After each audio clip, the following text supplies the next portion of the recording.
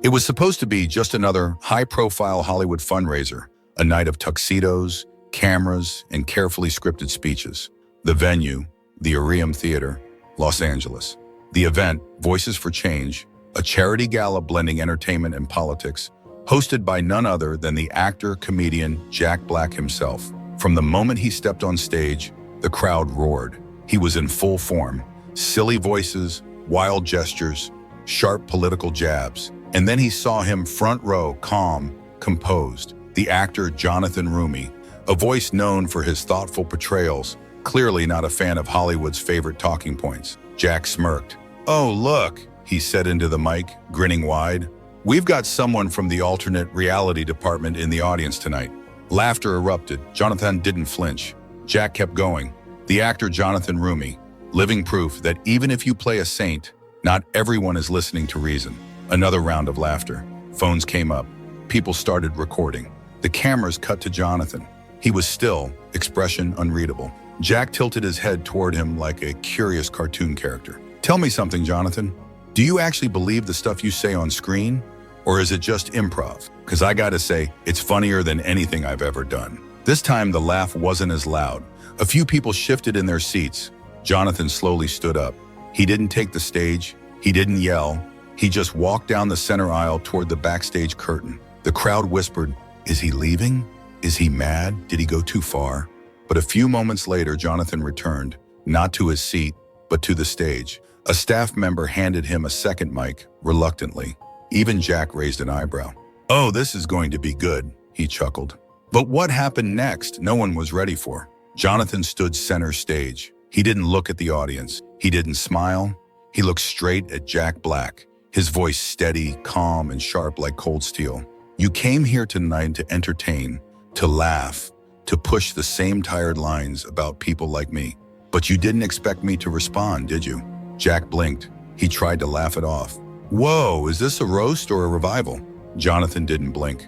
"You know, Jack, you made a career out of being unpredictable. But tonight, your act was exactly what everyone expected. Cheap shots, empty sarcasm, and a whole lot of projection." The crowd shifted.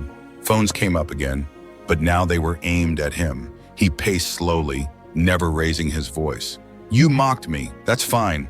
I've been mocked by professionals. But then you mocked what I believe in. You treated conviction like a punchline." He turned to the audience now, his eyes scanning faces. "Let me ask you, what happens when the only people allowed to speak are the ones who make us laugh? What happens when truth is measured by the number of retweets, not the weight of evidence?" Jack tried to interject. "Jonathan, relax. It's just comedy." Jonathan cut in without even looking at him. "No, Jack, it's influence and you know it. You're not just a comedian. You're a voice millions still follow. And what you choose to mock tells people what's safe to mock." A hush fell over the theater. Jonathan's tone shifted, cooler now, more deliberate. "You say you stand for change, but all I've heard tonight is recycled arrogance dressed in applause." He turned fully toward Jack. "You expected me to sit there and take it. You thought the punchline would land and I'd disappear with the rest of the targets you've made careers off of." He took one step closer. "But I'm not a sketch. I'm not a script. I'm a man who's had to fight for the integrity of every word he portrays." The audience was silent. Jack wasn't smiling anymore. He opened his mouth. Jonathan raised his hand just slightly, and for the first time that night, Jack Black stopped talking. Jonathan didn't drop the mic. He didn't need to. He simply stepped back, lowered it slowly, and handed it to the stage manager like he'd just finished a thoughtful interview. Then he walked off. No music, no applause, just silence, and then chaos. Within minutes, clips of the confrontation flooded social media. One angle caught Jack's signature wide grin, freezing mid-joke. Another zoomed in on Jonathan's stare, unblinking, unafraid.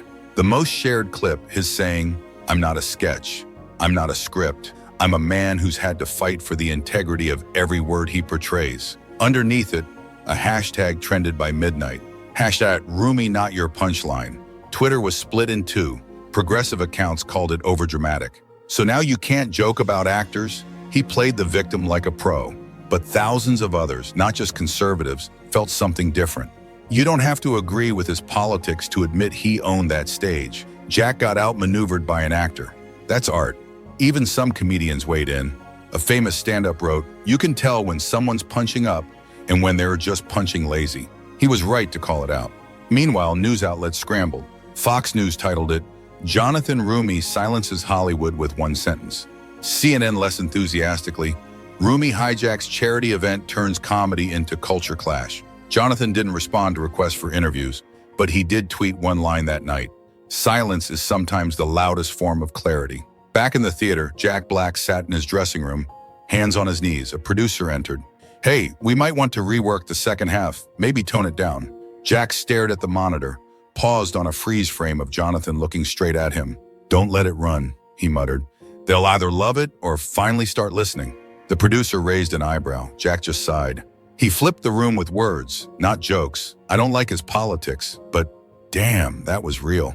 The next morning, Jonathan sat in a cold, overlit studio chair at AM View, one of the country's most watched political talk shows. The producers had promised a fair segment. That was the first red flag. Across from him sat three hosts, one liberal, one neutral, and one who'd already tweeted, "Roumie pulled a stunt last night, cringe and performative." Jonathan knew what this was.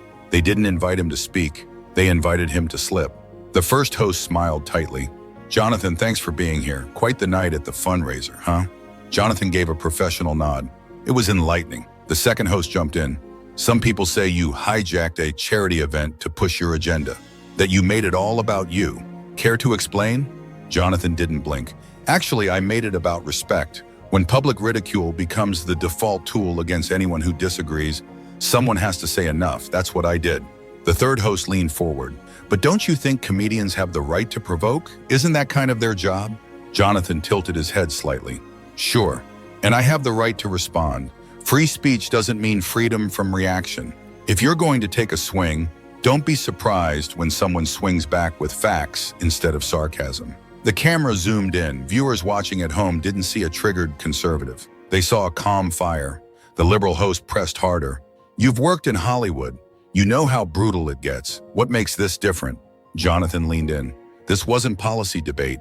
It was mockery of beliefs, of integrity. I didn't respond as an actor. I responded as a man tired of watching arrogance masquerade as bravery." The studio was silent for a second longer than expected. Then the neutral host, clearly impressed, spoke up. "You know, I don't always agree with your side, but last night you held your ground." Jonathan didn't smile. "I didn't go there to fight. I went there thinking I'd listen, maybe even laugh. But when the jokes got lazy and the crowd clapped anyway, I realized silence wasn't strength anymore. Speaking up was." Backstage, a producer muttered, "Well, we didn't break him." Another replied, "Nope, we gave him a bigger microphone." The auditorium at Eastbrook University was packed. Students filled every seat. Faculty lined the walls. Even the local press showed up. The poster outside read, "Guest speaker, Jonathan Roumie, on public discourse, boundaries, and the power of words." But the crowd didn't just come for insight, they came for fireworks. As Jonathan took the stage, he scanned the audience. Front row, a group of students in black hoodies, arms crossed, signs leaned against their seats. Free speech isn't a shield. He's not welcome. Comedy over control. Jonathan didn't flinch. He opened with a calm smile. "I was told this campus values honest dialogue. That's why I'm here. Not to be agreed with, but to be heard." A few claps, some eye rolls, phones raised, ready for him to slip. Midway through his talk, a student stood up, loud and clear. "You talk about respect, but don't you think calling out a comedian was just censorship in disguise?" The crowd murmured. Jonathan nodded. "Great question, but let's be clear. Censorship is silencing. I didn't silence anyone. I used my own voice. And guess what? You're using yours right now. That's not censorship.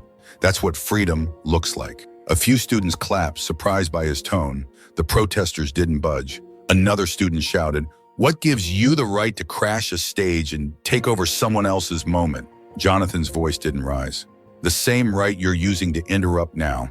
Difference is, when I spoke, I didn't shut anyone down. I added a perspective that wasn't invited but needed to be heard." The auditorium shifted. The tension didn't vanish, but it listened. Jonathan took a breath. "I didn't go to that event to make a scene. But when someone in power uses a joke to mock belief, identity, and conviction, that's no longer comedy. That's signaling what society says is okay to ridicule." And I chose to answer back. One of the protesters lowered their sign. Another took a quiet video, no longer mocking, just curious. As he closed his talk, Jonathan looked out over the sea of expressions, challenging, curious, quiet. I'm not here to be your favorite speaker. I'm here to remind you the loudest person in the room isn't always the bravest. Sometimes it's the one who dares to answer back without shouting. And with that, he left the stage. Not with cheers, not with boos, but with something deeper, reflection. Jonathan was back in D.C. catching his breath after the university event when his phone buzzed with an unknown LA number. He let it ring once, twice, then answered, expecting a reporter. Instead, a calm voice said, "Hi, Mr. Roumie, I'm with Jack Black's team. He'd like to speak on the record together tomorrow on live broadcast." He paused. Is this a setup? Not at all. He saw the clips. He knows the conversation's not over. He'd rather continue it face to face than from behind a joke. Jonathan leaned back in his chair, eyes narrowing. Fine, one condition. I'm not there to smile and nod. We'd expect nothing less. The next evening they met on neutral ground. The Summit Room, a private media venue in New York, known for uncut, unfiltered discussions. No moderators, just 2 microphones, 2 chairs, and over 10 million live viewers tuned in online. The lights came up. Jack walked in first, looking tired. Not defeated, just less full-throttle showman, more real. Jonathan followed, face unreadable, calm as ever. They sat, silence, then Jack leaned in. Let me start by saying you hit harder than most of my critics, and you didn't even raise your voice. The audience chuckled lightly. Jonathan didn't flinch. That's because I wasn't performing. Jack nodded slowly.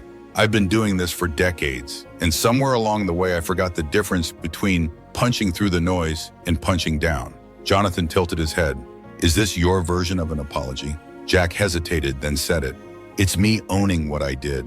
I made you the target instead of engaging your ideas. That's not comedy. That's cowardice with a mic. Jonathan looked out at the quiet audience. It's not about me. It's about a culture that claps at every cheap shot, but falls silent when someone pushes back with substance. Jack smiled faintly. So what now? We go our separate ways or we do something bigger? Jonathan considered it. That depends. Are you done entertaining the crowd or ready to start challenging them? A long pause. Then Jack leaned into his mic. You challenge me, Jonathan, and I'd be a fool not to admit you might have just made me better. The stream chat lit up like wildfire. #Roumie not your punchline trended again, but this time next to #Jack shared stage. Jonathan stood first. This wasn't about winning. It was about reminding people. You don't need to scream to be heard. Sometimes the calmest voice shakes the room the hardest. He walked off, and Jack, he sat quietly watching him go. It had been 2 days since the live broadcast. Jonathan hadn't checked his inbox. He didn't have to. His phone hadn't stopped buzzing. Offers from national news networks, requests to write op-eds, invitations to speak at major forums. But one envelope stood out. No return address, no subject. Inside, a single handwritten note carefully folded. You didn't just confront the stage. You showed us what grace looks like under fire. That's the kind of voice this generation needs. Not just in Hollywood, but in real life. It was signed, Ellie. Jonathan sat down slowly. He hadn't heard that name in years. Ellie was his college roommate. They'd once debated until 3:00 a.m. over everything. Faith, family, politics. They parted ways when Jonathan's public roles began to lean into more traditional narratives. Ellie leaned left, deep left, and never called again until now. A second note came with it, a short card in the same handwriting. I'm a high school teacher now. My girls watched your speech in class. They didn't all agree with you, but they said one thing. He looked like he believed every word. Come visit sometime. Speak to the next group of voices. Jonathan folded the note carefully. He'd faced hosts, hecklers, even celebrities, but this was something different. This was impact without a podium. Nicholas walked in holding their coffee mugs. You good? He asked, handing him one. Jonathan nodded, showing him the card. He read it, smiled. Guess you're reaching more than just the crowd now. He looked out the window at the DC skyline. Maybe it was never about the crowd. Maybe it was about whoever's still listening, even after the mic's off. Later that week, he flew out to a quiet town in Vermont. No cameras, no headlines, just Jonathan, a small school library, and 20 teenage girls waiting with eyes wide and notebooks ready. He started by asking a simple question. How many of you have ever stayed silent just to avoid being misunderstood? Every hand went up. Jonathan smiled gently. Then maybe we've all been each other's punchline, and maybe it's time to stop. The room was quiet, but not out of fear, out of reflection. The invitation came sealed with gold trim and an official wax stamp. Civic Courage Awards, honoring voices that dare. Jonathan almost didn't go. "I don't do award shows," he told Nicholas, but he smirked. "You didn't do fundraisers either until you shut one down with a single sentence," he sighed. Fair point. The night of the event, the grand ballroom buzzed with media, politicians, celebrities. Jonathan walked in wearing a sharp navy suit, his silver pendant resting above his collarbone. The host read from the podium. Our next honoree spoke not with volume, but with vision. He reminded us that courage isn't always loud. Sometimes it's just refusing to stay seated. The crowd clapped. Jonathan stood. But before he reached the stage, the host added, "To present this award, a fellow voice who knows what it means to make mistakes and face them." From the curtain emerged Jack Black. The room tensed, a few gasps. Cameras snapped. Even Jonathan blinked. Jack walked slowly to the mic.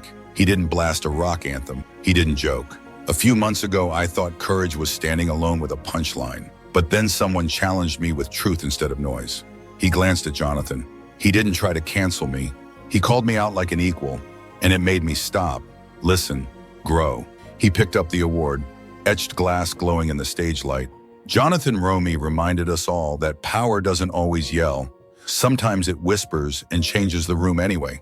He extended it towards him. For a second, just one, Jonathan hesitated. Then he took the award. They shook hands and the room rose to its feet. Jonathan approached the mic, his voice calm and clear. "Courage doesn't mean you never get laughed at. It means you answer back anyway. Not to win, but to remind the world that truth doesn't fear a joke. It rises above it." He looked over at Jack, who gave a simple, genuine nod. "Tonight isn't about me. It's about what happens when two people stop throwing shadows and start sharing the light." That clip alone crossed 15 million views in 3 days. But Jonathan, he didn't post about it. He just placed the award beside the handwritten note from Ellie. A reminder that the world doesn't change when you speak loud. It changes when you speak right. A week after the Civic Courage Awards, Jonathan's phone lit up nonstop. Only this time, it wasn't just praise. It was requests, meetings, contracts, political strategists, super PACs, media consultants. Everyone wanted his voice on their side. One call stood out. "We're building a national initiative. Truth over noise. You'd be the face of it. We want your image, your quotes, your story to inspire young voters." Jonathan hesitated. "Is this about values or winning headlines?" The man chuckled. "Same thing these days, isn't it?" That was his first warning. A week later, Jonathan walked through a DC metro station and stopped cold. There it was, a giant ad campaign plastered across the wall. His face, his quote, "Truth doesn't fear a joke, it rises above it." But at the bottom, a political logo he never approved, one tied to donors he didn't trust. That night, Nicholas found him pacing the living room. "You okay?" he asked. Jonathan turned. "They used me. They took something real and made it marketing." He nodded. "Then take it back." Jonathan called a press conference. No glitz, no glamour, just him, a podium, and a room full of reporters expecting spin. He gave them fire instead. "I stood for courage in the face of mockery, not to be branded, packaged, or used. My words belong to the people who needed them, not the consultants trying to monetize them." He paused, scanning the room. "I'm not running for anything. I'm not selling a slogan. I'm holding a line between using your voice and letting others use it for you." Silence, then applause. Not thunderous, but real. The next day, the campaign pulled his image, but the quote, too late. It was already out there, only this time people were using it for each other, not for a side. Jonathan stood backstage at a youth forum in New Hampshire, his home state. The event was called Voice First, where courage meets conversation. This time, there was no controversy, no trending hashtags, just rows of teenagers, wide-eyed, skeptical, hopeful, and in the third row, Ellie, his old college roommate. Jonathan caught her gaze. Ellie gave a subtle nod. It meant everything. Jonathan stepped onto the stage. No teleprompter, no spotlight tricks, just a chair, a bottle of water, and a standing mic. "A year ago, I walked into a comedy show and got mocked on stage. I could have left. Instead, I answered." He looked out across the room. But that wasn't the real beginning. The real moment was way earlier, years before, when someone once asked me, "Why do you stay quiet when people attack what you believe?" And you know what I said back then? Nothing. I just smiled. I let it slide. He took a breath. That smile was the loudest silence I ever gave. and I've regretted it every day since. The room leaned in. So when Jack Black threw a joke at me, it wasn't just about that night. It was about every other time I stayed quiet. Every time someone was told, "You're too earnest, you're too traditional, you don't belong here." He looked toward the teens now, direct, firm. This world will try to shrink you into a headline, a stereotype, a punchline, but you're not here to be laughed at. You're here to speak and keep speaking until they have to stop laughing and start listening. The applause didn't explode. It built from one pair of hands, then another, then the entire room. Not because he asked for it, but because they felt it. Afterward, Ellie approached him. "You know what I realized?" she said softly. "You never changed. You just stopped apologizing for being the same." Jonathan smiled. "Took me long enough." As he walked outside, the wind tugging at his blazer, a reporter rushed up. "Jonathan, final thoughts for the younger generation." He didn't stop walking. He just said, "You don't need permission to take the mic, just the guts to speak when it counts." And with that, he disappeared into the New Hampshire dusk, his voice echoing not in headlines but in hearts. Sometimes the most powerful voice in the room is the one that was never meant to speak. The actor Jonathan Roumie didn't plan to take the mic that night. He didn't plan to silence a stage or challenge a legend. But when his beliefs were mocked, he stood, not with outrage, with clarity. He reminded us that strength isn't always loud. Sometimes it's calm, steady, and unshakable. The actor-comedian Jack Black brought the jokes. Jonathan Roumie brought the truth. And in that clash of spotlight and conviction, something rare happened. A punchline became a turning point. So the next time someone questions your voice, laughs at your values, or underestimates your presence, don't step back, step forward. Because you were never meant to be the punchline. You were meant to be heard.